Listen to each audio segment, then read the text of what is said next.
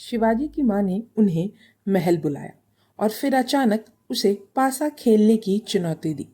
पहले तो वे हैरान हुए, लेकिन अपनी माँ को खुश करने के लिए वह सहमत हो गए।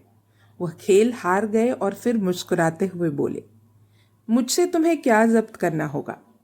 खिड़की की ओर इशारा करते हुए उसने कहा, मुझे दे दो शेर का किला, लेकिन यह अभी भी मुगलों के हाथों में है। शिवाजी की माँ ने अपने कंधे उचकाए और दोहराया, मुझे शेर का किला चाहिए। उसने उसे अपनी किसी भी किले को चुनने का प्रस्ताव दिया, लेकिन मुझे वे नहीं चाहिए, मुझे शेर का किला चाहिए। आखिरकार शिवाजी मान गए।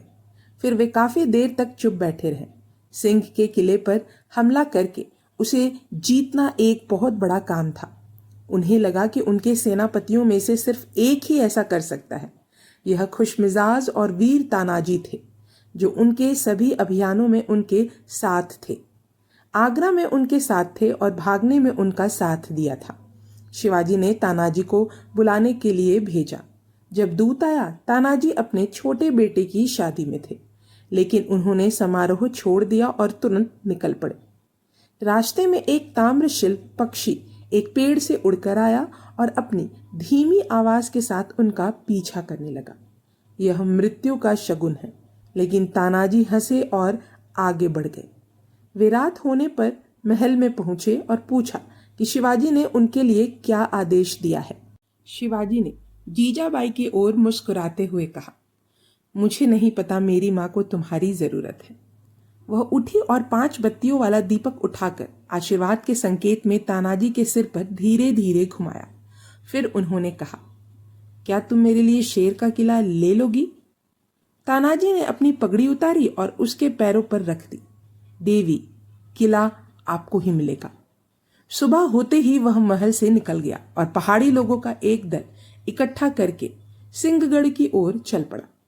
जंगल में अपने आदमियों को छिपाकर वह अकेला ही किसान का वेश धारण करके आगे बढ़ा और पहाड़ी की तलहट्टी में कुछ ग्रामीणों से पूछताछ की, जिन्होंने उसे किले की रास्ते के बारे में सब कुछ बता दिया।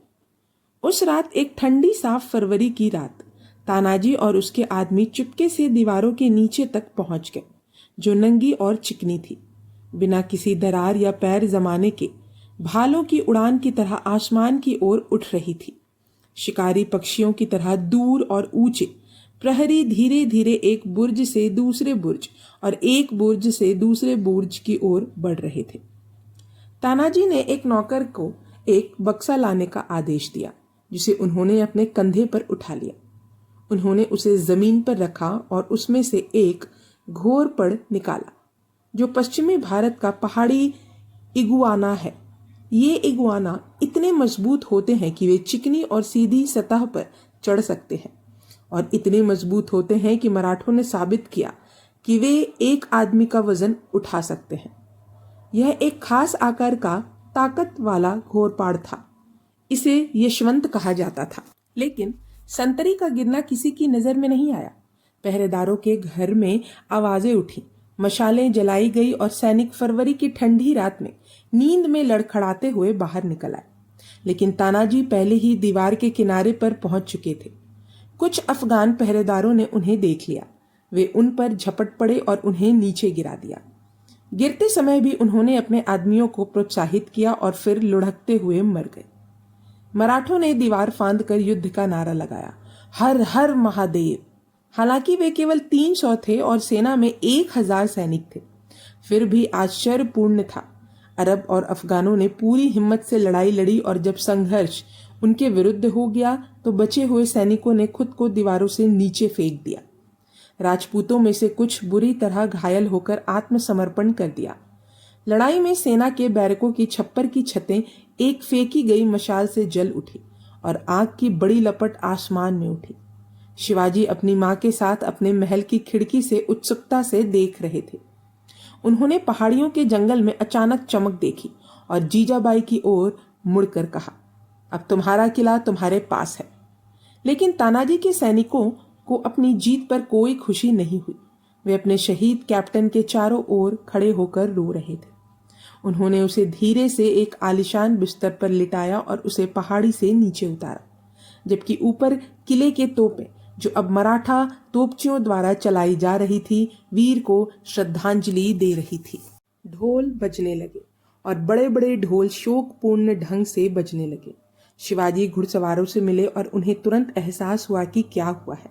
वे फूट फूट कर रोने लगे। मैंने शेर का किला जीत लिया है, उसने कहा, और अपना शेर खो दिया है।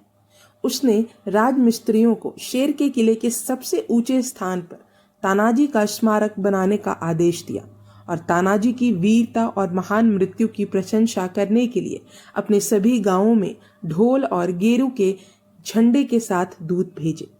तानाजी का पीछा करने वाले हमलावर दल के प्रत्येक सदस्य को उसने एक चांदी का कंगन और पैसे का उपहार दिया।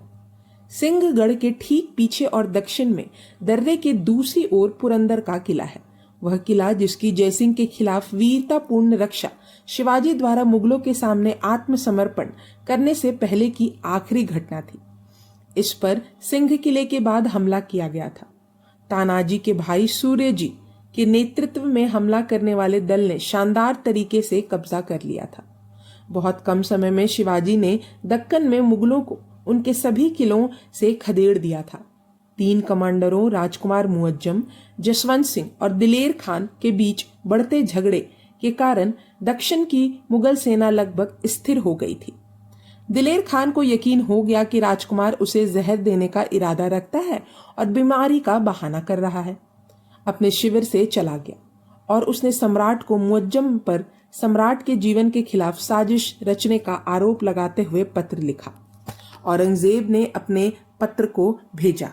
ग्रैंड चैम्बरलेन को विभिन्न आरोपों और जवाबी आरोपों की जांच करने के लिए दक्षिण भेजा गया, लेकिन अब तक ये आरोप इतने उलझ चुके थे कि हैरान चैम्बरलेन यह तय नहीं कर पा रहे थे कि कौन सही है, और अपनी रिपोर्ट में उन्होंने प्रिंस मुअज्जम के अधीन काम करने वाले एक अंग्रेज तोपची के रूप में सूरत के राष्ट्रपति को तिरस्कार पूर्वक रिपोर्ट करते हुए दोनों पक्षों की भूमिका निभाई। बंबई के नेताओं के शब्दों में, शाही शिविर में मामले इतने उलझे हुए थे कि हम उन्हें लिख नहीं सकते। मराठों ने इन परिस्थितियों का लाभ उठाने में देर नहीं की और मार्च में अंग्रेजी समाचार पत्र लिख रहे, शिवाजी अब पहले की तरह एक चोर की तरह नहीं बल्कि 30,000 आदमियों की एक सेना के साथ आगे बढ़ रहे हैं और जीतते हुए आगे बढ़ रहे हैं। और यद्यपि राजकुमार मुअज्जम उनके निकट हैं, फिर भी उन्हें कोई परेशानी नहीं हो रही है। यह व्यर्थ था कि सम्राट ने अपनी सेनापतियों को आदेश दिया, मुअज्जम को कड़ी फटकार लगाई, गुजरात के वायसरॉय को नई सेना भेजने का आदेश दिया। शिवाजी की सेना शाही क्षेत्र में बाढ़ की तरह फैल गई और कई शहरों और गांवों के नाम मात्र के लिए सम्राट की अधीनता का दावा करते हुए शिवाजी के साथ बातचीत की और चौथ के रूप में ज्ञात भुगतान करके मराठा छापों से छूट खरीद ली, यानी फसल के मूल्य का 1/4 हिस्सा। इसी तरह बिजेंटिन साम्राज्य के पतन में ब्रासा और नीसिया के पर्व के पूरे जिलों ने खरीद लिया। श्रद्धांजलि के रूप में ओटोमन छापों से छूट प्राप्त की और बिना किसी प्रत्यक्ष विजय या सीमाओं की औपचारिक सुधार के तुरंत ओटोमन साम्राज्य में शामिल हो गए। यह भाग यहीं समाप्त होता है। अब हम अगले भाग में जानेंगे सूरत पर शिवाजी ने किया दूसरा हमला। तब तक के लिए धन्यवाद।